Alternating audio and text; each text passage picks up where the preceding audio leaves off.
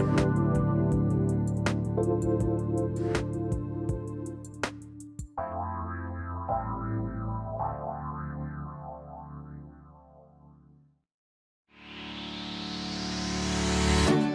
Coach Peggy Show. All things wellness with Coach Peggy Willms.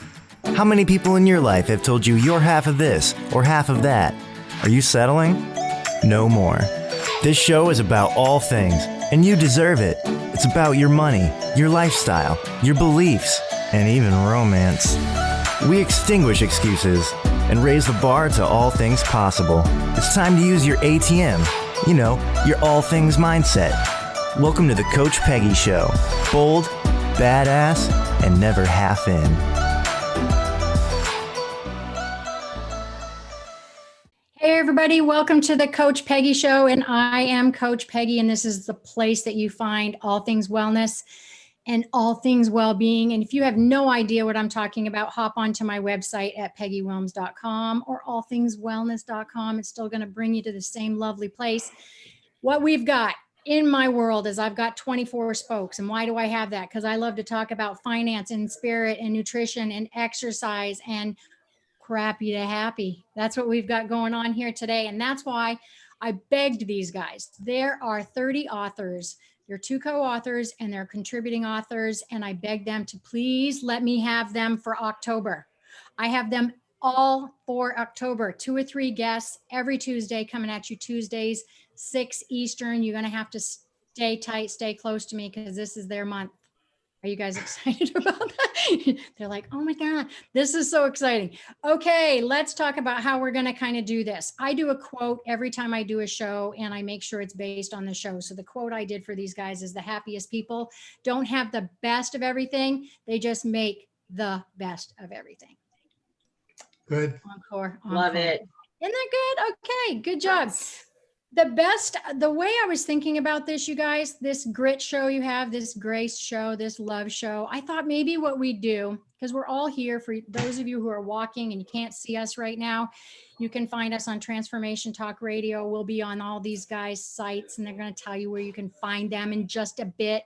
But you can find us live on Facebook, anywhere. And now what I thought we would do is Kat has a little portion. Teresa has an amazing story. Frank's going to share an amazing story. I'm going to save their bios for when we chat about each of them, but they're all here. I see all the beautiful faces and you guys need to pay attention and take notes because Teresa, I'm going to ask you what you think about Kat's story. Frank, I'm coming at you. So you guys have your notes and pay attention in case you didn't read the book since it just went out. Number 1 on Amazon before it's even for sale. October 6th, is that right, you guys? When that puppy comes out? What? I know. I had to stand in line and beg, borrow, and steal at Kat's house to be able to get my hands on this thing.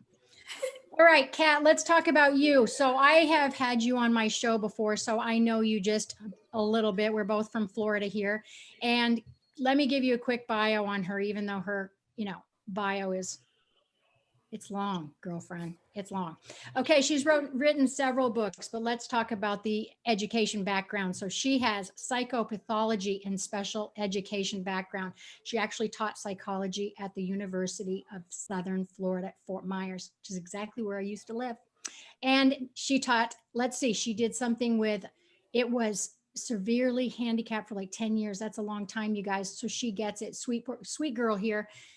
She used her dreams and unconventional or conventional actually medicine to be able to identify back cancer 3 times, which is amazing. She has a book on that. It's been on Dr. Oz, talked about that. Then she wrote another book called Chaos to Clarity. And now she's co-authoring this book.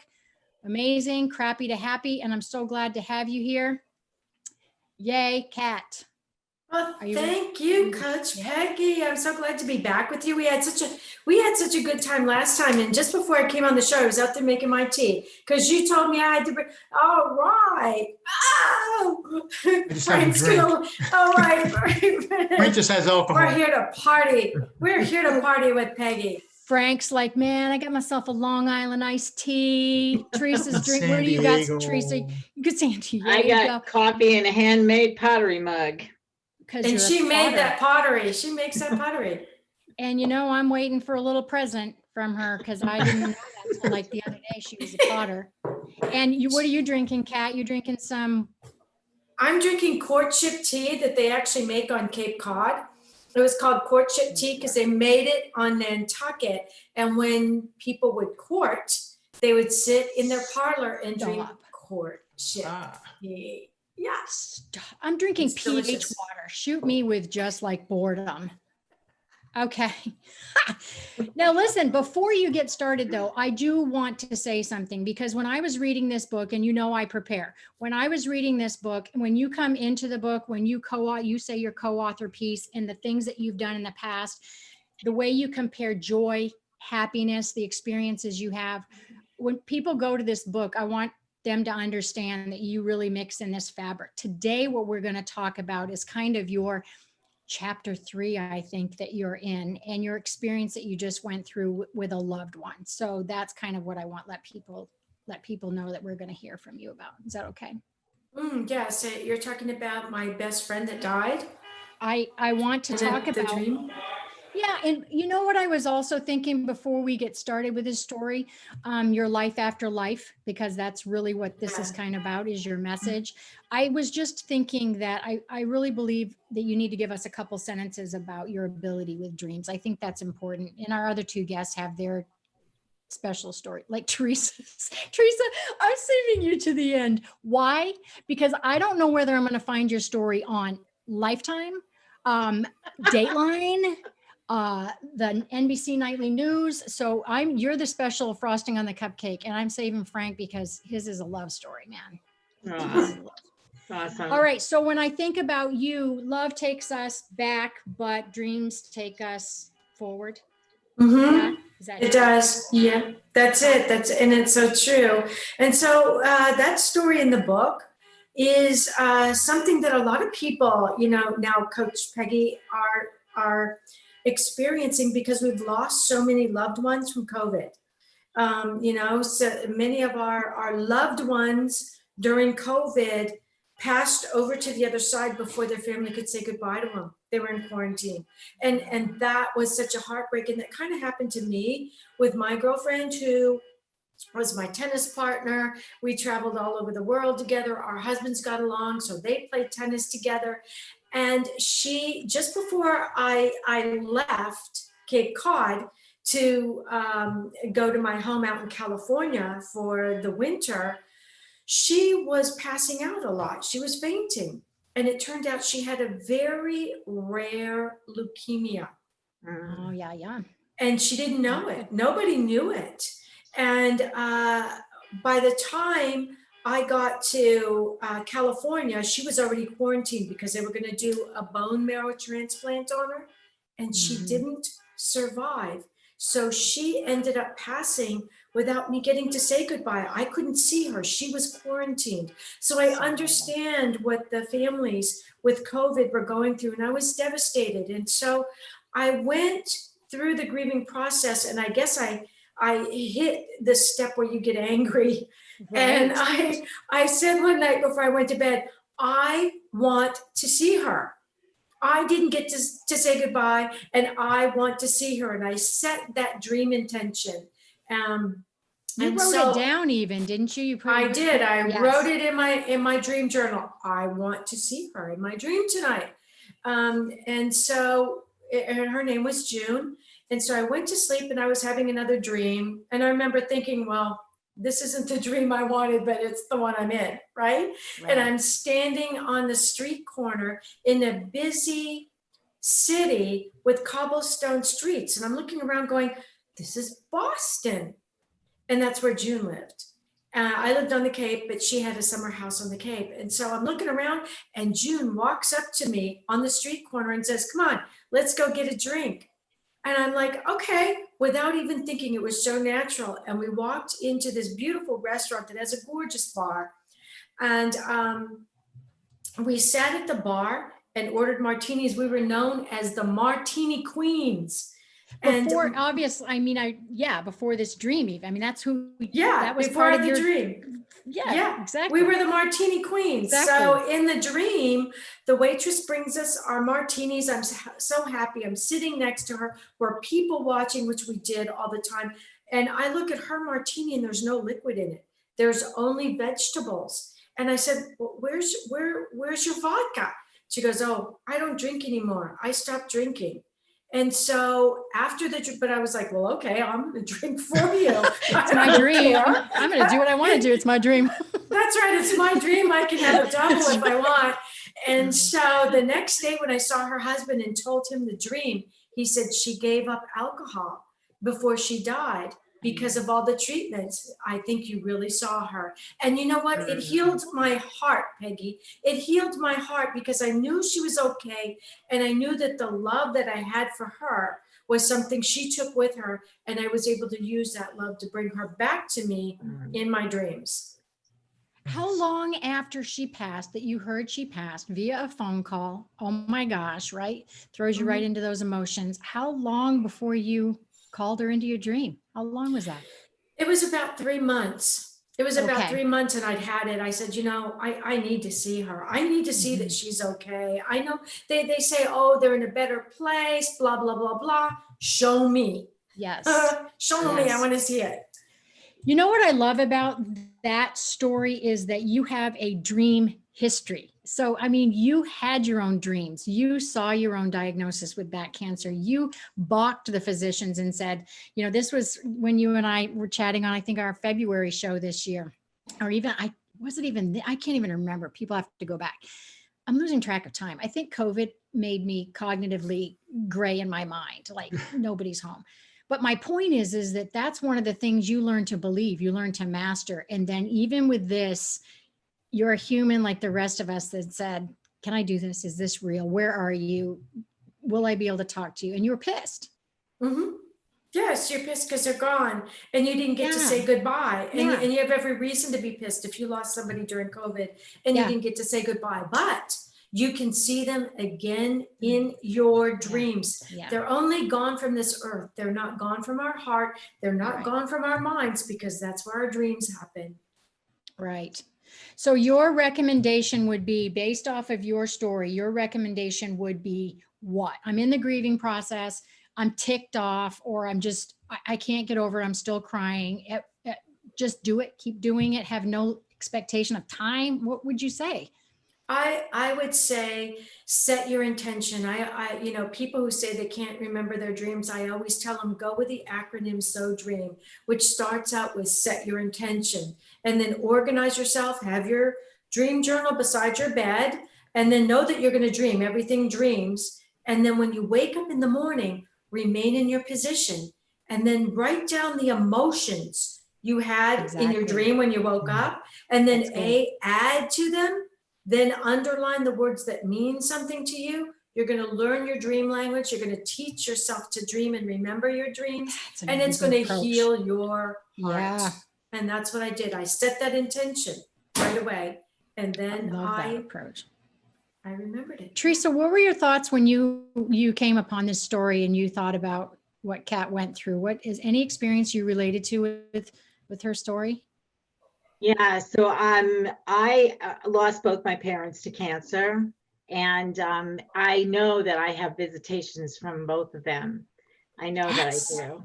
And one night I had a dream about my dad shortly after he passed away, and I was missing him terribly. And that night, the morning, I woke up remembering this dream. Now I'm not one that remembers dreams on a regular basis, but I was sitting I was sitting at the kitchen table, and my mother and I were going through the bills, the last expenses before my mom passed away 15 years after my dad.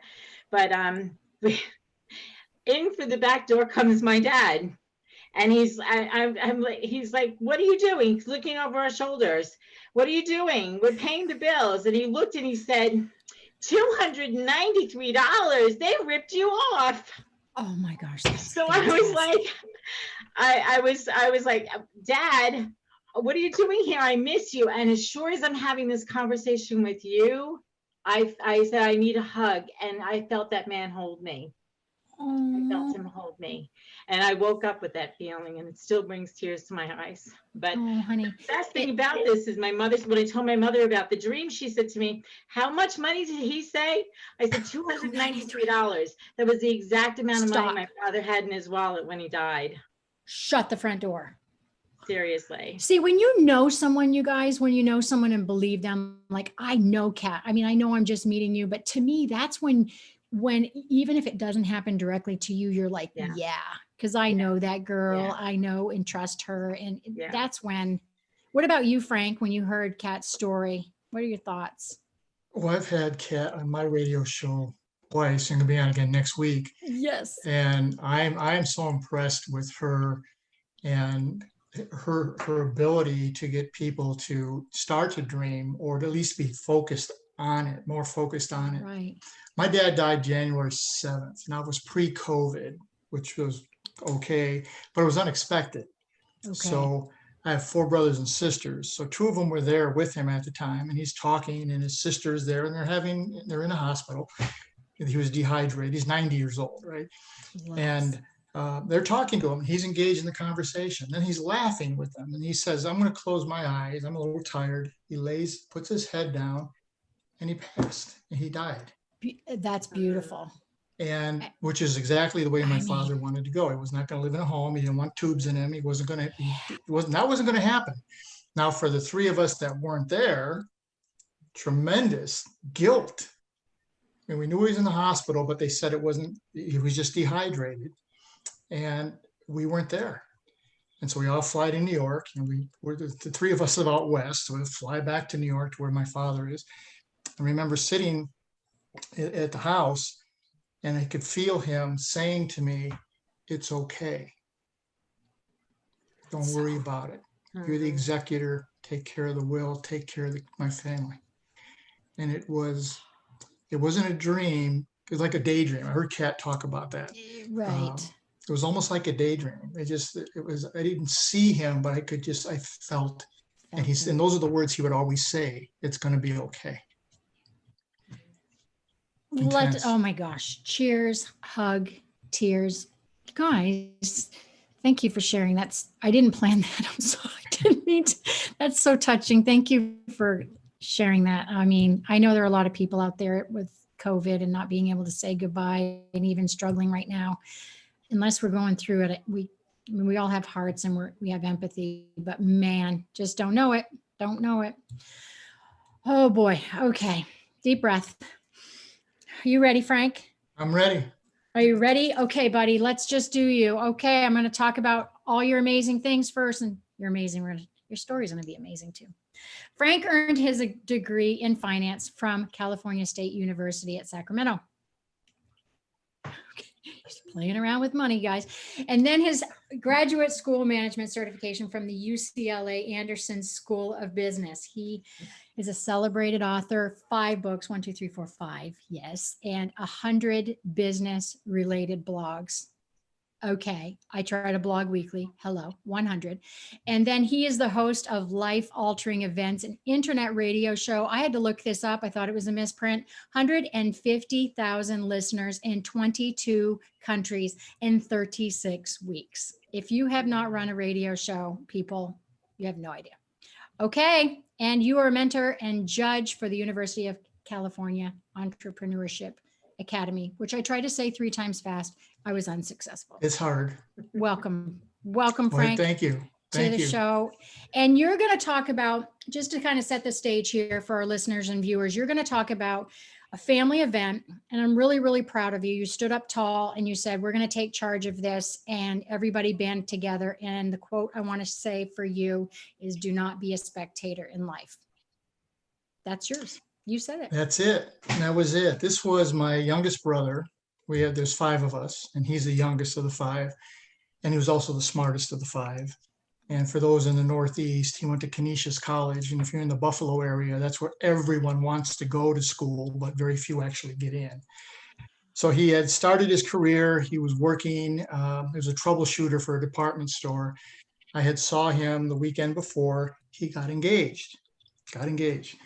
And then he had just got a new job, was going to start back in Buffalo. Now, he was living just outside of Syracuse. And again, for people that are familiar with New York, Syracuse is like 3 to 4 hours from everything. And he lived 2 hours from Syracuse. So it wasn't the end of the world, but you could see it from where he was living. Okay.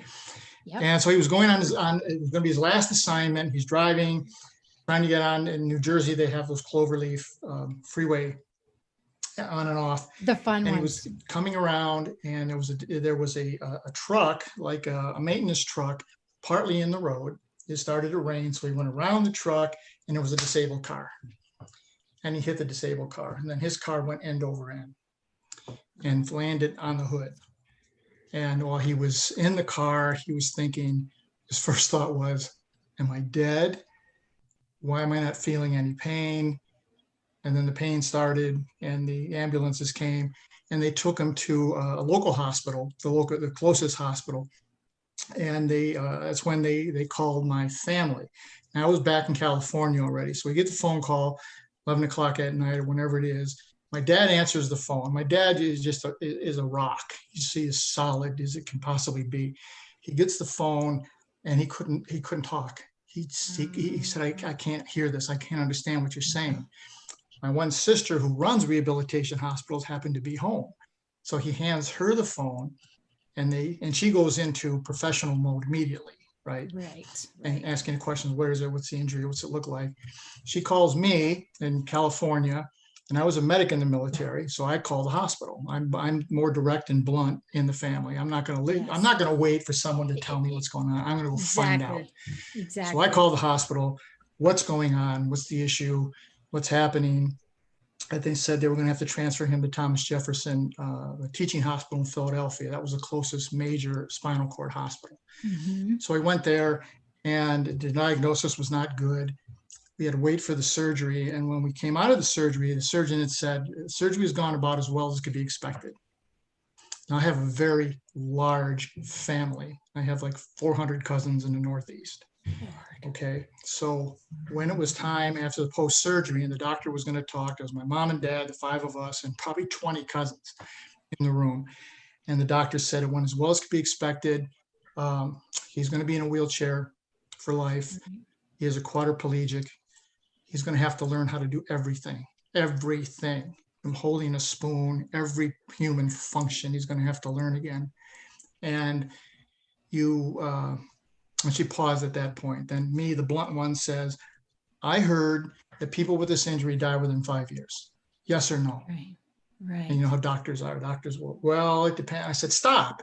Yes or no? And she said, yes, that's true. But, and I said, okay, stop, not enough.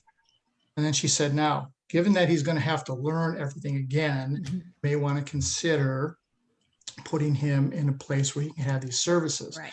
Now, my mother at that time, at that moment, it was hysterical. She was crying hysterically, her youngest child.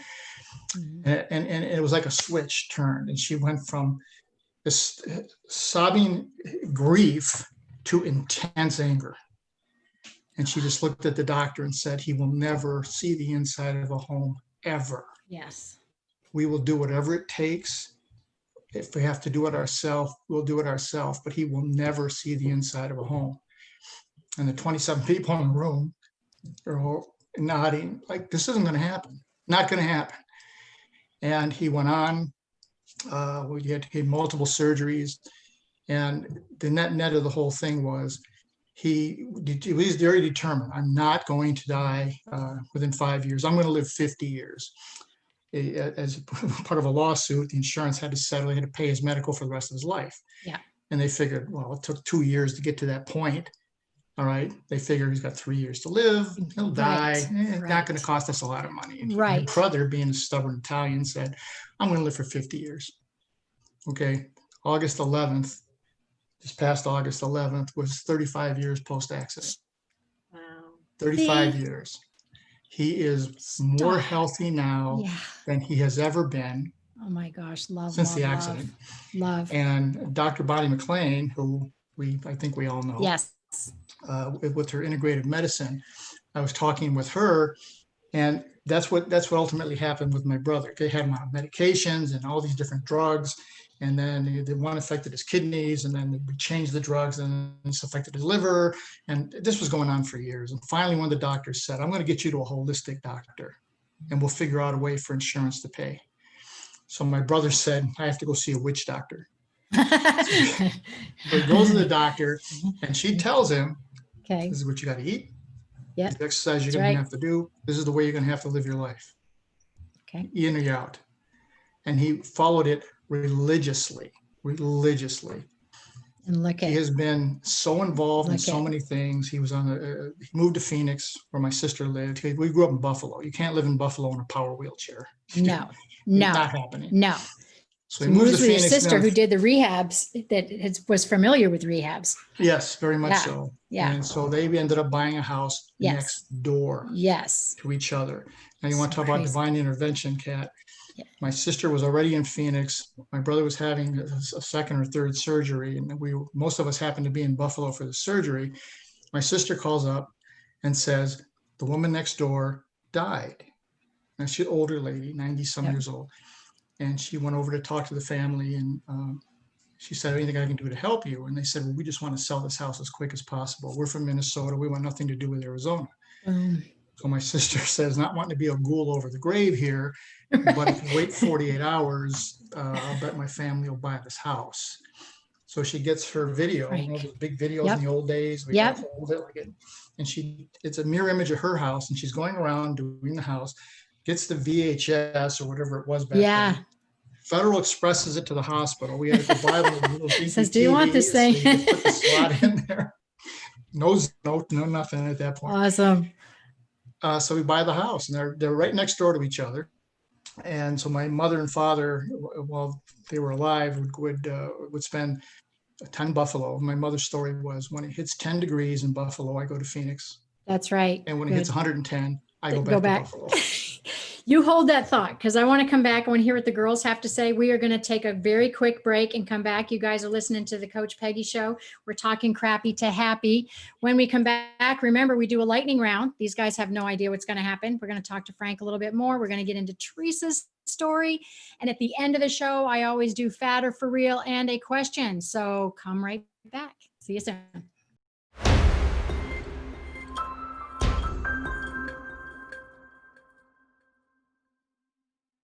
All right. Hey, you guys, welcome back to the Coach Peggy Show. If you've been listening, we've been talking to Kanavos, Frank, Zaccari. You guys, I swear, Teresa Velardi is coming up. All these interesting last names. And what I do after the 30-minute mark, you guys know, I do a lightning round. And so I've got 3 questions, one for each of you guys. And you're just going to give me a quick one-line answer. And Frank, you're going first. Are you nervous? Okay. I want you to tell me, would you rather do laundry or would you rather do dishes? Laundry.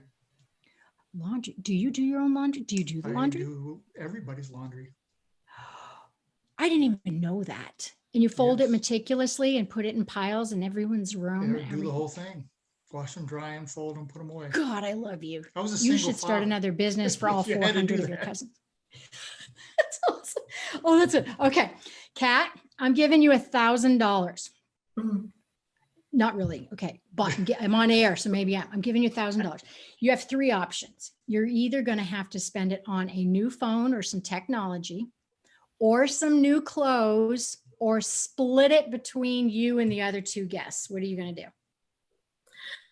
For $1,000, I'll split it between the other 2 guests. I'm good with that. I'm okay. I got enough shoes. I got enough clothes.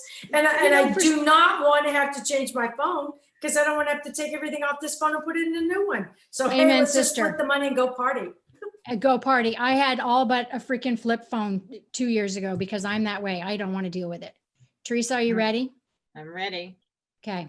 I'm turning you into an animal, magic wand. Who do you want to be today? What are you feeling today, animal, and why? I'm a cat. Tell me why. Because they are so independent. They're so confident. They do whatever they want. Nobody tells them what to do. And when they do, they just, When they want out, they're out, aren't they? yeah. That's the day you're having. Well, let's see. This is good, you guys. Now, remember, before we went to break, good job on lightning round, by the way. That was fun, huh? Mhm. I'm going to Frank's house for laundry. Before Sounds we like went to break, we talked to Frank about your brother. So I want to see what Kat and Teresa think about your amazing story. Teresa, what were your thoughts when you were listening to Frank? What were some of the takeaways you had? Oh, my heart was just full. I was, the thought, first I was like devastated with hearing about your brother's accident. And then I was, the warmth of your family comes through in your story. And, just to know that any one of your family members, your parents, your brothers, your sisters would do anything they could in order to be able to make his life better. And, houses for sale, let's do it. We're all in this together. I just love that. And I mean, I come from a Long Island Italian family, so I can relate. Yeah. It warmed my heart. That was my takeaway too. Kat, what about you? What were your thoughts? Well, when I first read his story, Right. my first thought was, crisis or crappy is a family affair. It affects everybody in the family. And his family, rather than fighting with each other and exploding, pulled together, embraced, and would not give up their child, would not give up their sibling, to the point of moving next door to him, which I remember thinking to myself, I wonder if his brother ever thought, my God, I've got my sister next door to me. Don't they trust me to be by myself anymore? Right. No family's deal. Right. But, I was really impressed with that. And it shows you how when you think you're going through a really, really crappy time, and chances are you really are, having family can turn it into something happy. You're not alone. They feel what you're feeling. That's right. Big families, they can drive you crazy, but man, big, good families are right there. You two big Italian families. I don't think that that's just a story that people say. I think it's legit. I'm not Italian, but I want to be part of both of your families. I do. I don't know if would I look Italian? I don't know. You look about as Italian as I would, but I could tell you Teresa and Frank would adopt us. Yeah. They'd go, they're adopted, wouldn't they? Yeah. All right, it's time for Teresa's story. Let me tell you who she is first before we tell you what this story is about. She is an author, a speaker, an editor, publisher, and a potter. Remember, you guys, at the top of the show, if you're watching versus listening, she has her amazing coffee mug she made. I need to have her make some mugs for my peeps. She's all about collaboration. So you know what would happen. She likes to get people to come together to write books, to share their stories. She is all about collaboration. And another thing, this mastermind thing. She really, really believes that we are ideas, because I'm from New England. And so I said ideas instead of ideas. That's what happens. Park the car in the dooryard. I just did. She believes that the mind, the mastermind, the ideas, opportunities, growth, all magnify and expand when we're kind of on the same page, right, Teresa? We kind of pull in. All right. So she is a contributing author to this book. Remember, it's a #1 bestseller, Crappy to Happy. Teresa, welcome. Yours is Home Where the Heart Is. That's your deal and your story. I said it at the beginning. I'm not even going to say anything. I'm going to let you take over, because how do you want to start with this thing? How do you want to start with you? Single mom during your story, though, first of all. So, I mean, I think that really lends itself into how well you dealt with this. So you take it away, drive the ship. And so, thanks, Peggy. So let's see, I was living in Long Island, divorced my husband, moved to Pennsylvania, started a new life here. There's a whole story around that. That's part of the book. Anyway, but during the process of when I first moved here, I injured myself at work. I was working at a big box store, and I took a fall and I hurt myself and I couldn't work. And I had used a lot of the money that I had gotten from the sale of my house on Long Island to make this a real home. And I came to this place where I didn't have money to pay my mortgage. And I called the mortgage company and they said, oh, we will modify your loan. And that was the big thing back in 2008. Well, little did I know that after following the directions of waiting 90 days for the 3 months that you're not supposed to pay your mortgage in order to be able to get the modification, little did I know that would be followed up with, on the 91st day, a knock at the door in FedEx sending me foreclosure papers. This must be a mistake. Call them up. Pay no attention, like the Wizard of Oz. Pay no attention to the man behind the curtain, right? Pay no attention to those foreclosure papers. Well, anyway, the bottom line is the foreclosure train got running, and next thing you know, I landed in front of a judge in court because now I was facing a default judgment. Right. Well, did I learn law real fast without an attorney? And for a period of years, I kept them at bay until that started in 2010, I believe. In 2015, I was actually out in Arizona modifying, working for somebody, and the modification never came through. I had to file bankruptcy, blah, blah, blah, the whole thing. But in between there, I was in a conference about 3 years into the process. I was in a conference in California, and I got a phone call from my son. Mom, the FBI is at the door. You guys, telling you. I went, what? So, excuse me. So my son handed the phone to the agent, and I said, does this have anything to do with my mortgage? And they said, why would you think that? And how would you know that? And I was working with somebody who was helping me through some of the paperwork and the process along the way, who had said to me, the FBI might get involved because this is a fraud, and we will file whatever. So little did I know that the FBI was calling me because they wanted to investigate the guy who was helping me. You want to talk about nerve-wracking. They bring me into the office and I'm interrogated, and they have me get him on the phone and blah, blah, blah. Now they want me to go in court. They want to set me up with a wire. I'm like, you expect me to go into the courthouse through the gates of where the wire detectors are, and you want me to risk my integrity by going into the court with a wire on? I don't think so. So they said, well, we're going to be around the court, and you don't acknowledge that you know us, and blah, blah, blah. And it was this whole thing. I was part of like some sort of a sting to try and get somebody. P.S. I had a lawyer. I got a lawyer for that particular thing because this friend of mine set me up with an attorney who was going to help me with the foreclosure situation. And shortly after we're in court, that guy dies, and I'm thinking to myself, oh no.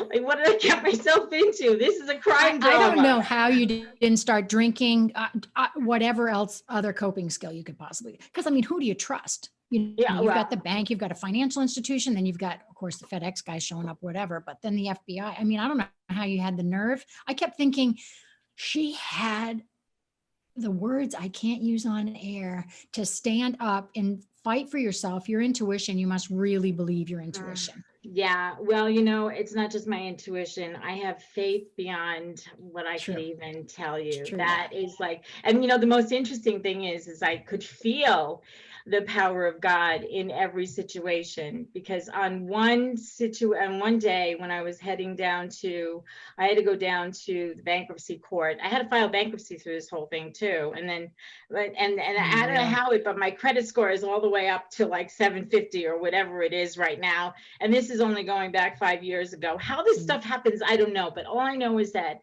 God watches out for me. And when you trust your intuition, and when you trust him or whatever you believe, I'm not going to take a stand for whatever anybody believes. But there's a scripture that I love. It's put on the armor of God, and it goes through the whole thing, what the armor is. And on the day that I was having to go to court and argue for myself in front of the judge, how I got the chutzpah to do this, I have no idea. That's the word we can use, Teresa. Good job. Yeah, well, good for pulling that up. Okay. Good for saving me some money, love bug. Good for keeping me out of court. How I got the nerve to do all this, I don't know. But that morning, I always start my morning with some quiet time. I do some journaling. I go into my Bible, whatever. And a friend of mine who's a pastor, she would send me a morning text every day. And there's a whole group of people. And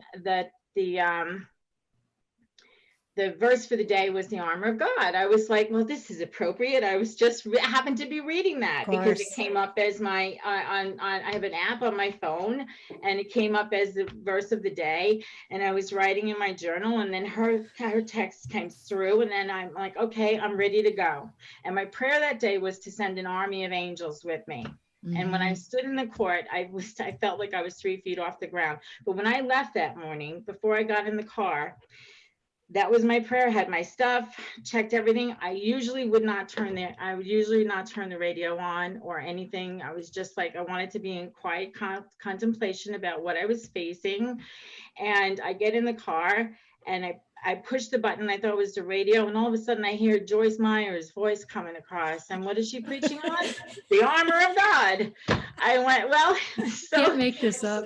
You can't make it up. You can't make it up. So it was just, so the whole thing is that, Right. you know, now COVID comes along. I'm getting ready to move. I had somebody come in and do an estate sale, got rid of just about everything I own.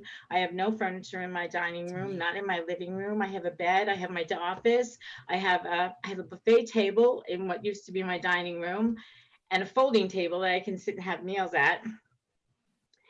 And I'm like ready to go. And then COVID comes along, and I make a phone call to the attorney for the bank because now I can't go anywhere. I was going to Long Island. My sister worked in essential services, and there was no way that I was going to her house. And a friend of mine who usually comes to the East Coast couldn't come across the country. She's out in San Diego. I'm here, and I'm still here, and I'll be here until at least the end of the year. And my whole thing is that somewhere along the line, this house is going to end up to be mine free and clear, because this shouldn't have happened in the first place. Yeah. And that's what I'm standing on. But no matter where I go, your heart goes with you. And whoever you are, wherever you lay your head down at night, there you are. And you make the most of it. That's right. In every situation. Loving on it. Yeah. Kat, quick thought on Miss Teresa's story. What are your thoughts? My thought is she's probably one of the strongest people in the whole world. I mean, who could go through getting tricked by the bank into losing your home, have the FBI show up on your doorstep and try and convince you to wear a wire, have your attorney die, and still show up and then go and say, oh, you know, COVID is so bad, but I'm looking for the silver lining in this cloud, this crappy to happy. I don't have to move. And who knows, maybe I'll get my house back too. And only Teresa could do that. I can't wait for the outcome, like in person texting her and just say, are you still there? March 1st. You're going to still be there. Frank, what were your thoughts when you first heard a story? I was amazed. I was at the time this was all going on, I was in the financial services, and I saw a lot of people just throw up their hands and walk away because the battle was too hard. The battle was too hard. And Teresa, I echo what Kat said. You're like one in 100,000 did it, who just fought and I'm not giving up. And people who did ultimately continue to fight, many of them won, but my God, what you had to go through. Right. Resilient as heck, right? Geez, Louise. All right, I want to go around the room, and Kat, I want to ask you, call to action, our listeners, viewers, what would you give them with your story or crappy to happy in general? What's the call to action you tell them? The call of action is when you read this book, you're going to learn the art of the comeback. Everybody has a crappy story. Everybody has a crappy story. But how did you find your happy? How did you get there? And you'll find a story in this book that matches what you're going through, and use it to guide you.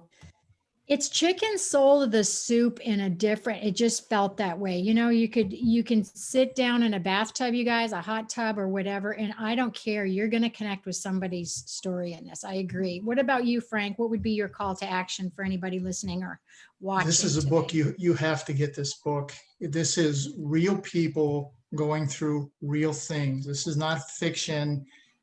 This is not celebrities. These are people just like all of us. The stuff we go through and the strength to not let it win. That's right. That's right.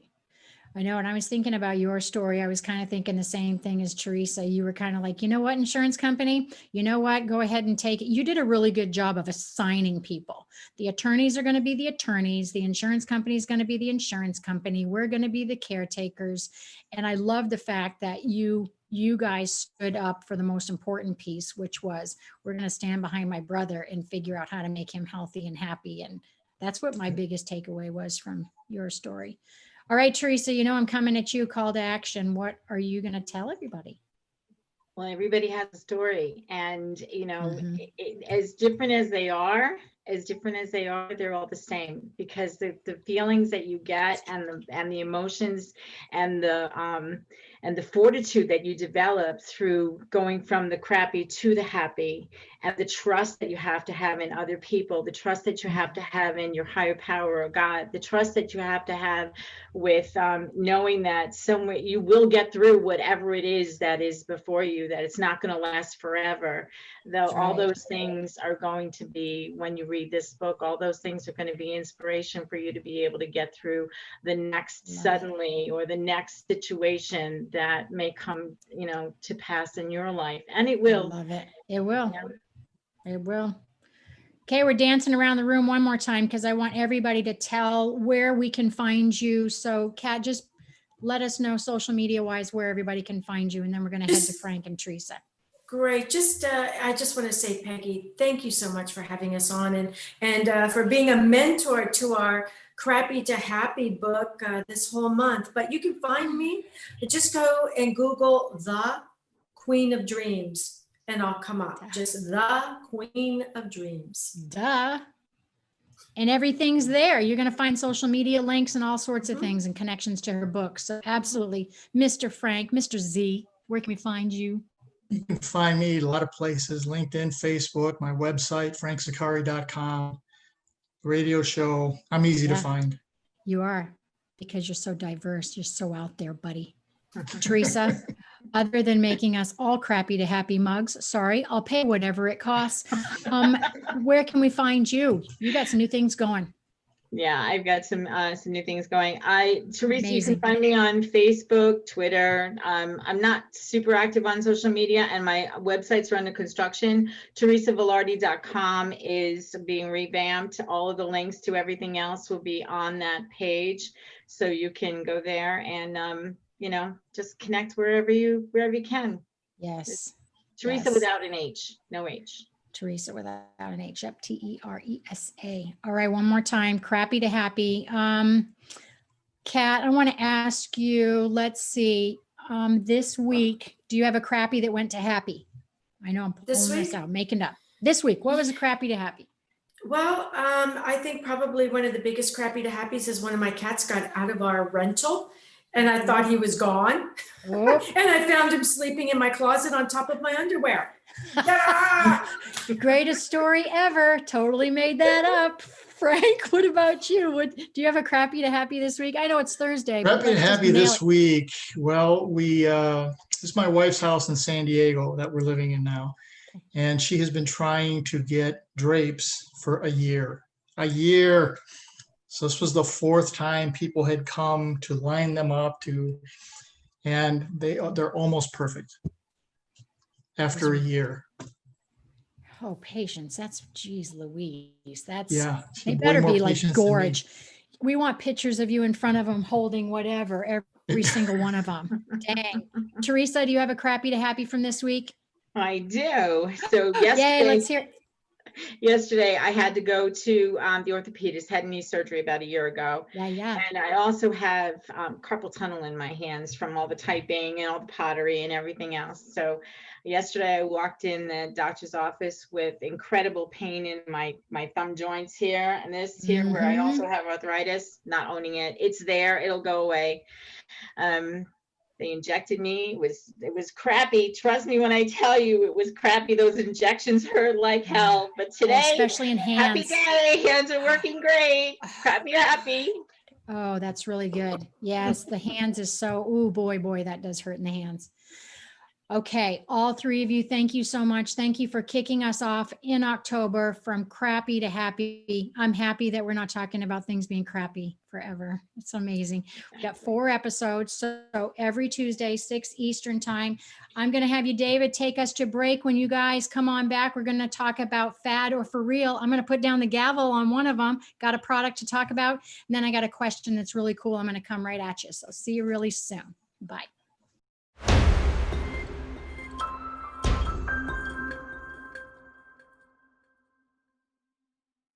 Hey, you guys, welcome back. Guess what? We're going to talk about fad or for real. You know what I did? I got a product in my house and I'm going to tell you, I tried it out and before I even explain it, are you excited? I'm going to give you the gavel ahead of time. I don't ever do that. I'm giving you the gavel of a for real because I really want you to listen to me. I have been a trainer for over longer than you guys even need to know. Okay. Rowing machine. Why is a rowing machine fantastic? No impact, really big range of motion, nice stretch to the lower back, loving on that. And it's usually a little bit cheaper for as far as home equipment. It does feel like it takes up a lot of space, but even NASA uses it. Why does NASA use it? Because it's super efficient, burns about 600 calories if you're really getting after it, and it's full range of motion. So why am I talking about it? Why did I give the gavel? The reason I did is because I have a hydro one. What? I have a hydro one with a big disc, a big barrel, and we dump the water in there and you only have to change it once a year. It's distilled water. And guess why I love it? For those of you who love to kayak, okay, Kat, who was just on my show, lives in Florida. I don't know if she kayaks, but if she doesn't, she's going to come on down and we are. I love to be in the water. I love the sound of water. I like the view. Well, I can't get the view on my rowing machine, but you know what I can get is that slap, that resistance that you can get when you're kind of cutting through the water. And it's real. It's legitimately real when you're pulling on this. One more thing I want to tell you that's fantastic about it is that when you're pulling through, it's not just that static range of motion that you get in a real flat, stabilized rowing machine. You got a little bit of a jiggle with that. And I'm not talking like the jiggle. Well, maybe I have a little jiggle too, but through the joints, you've got a little bit of this going on. You've got a little bit of the shoulders moving and everything is just working. All right. So that's what I got. Boom for you. It is a for real.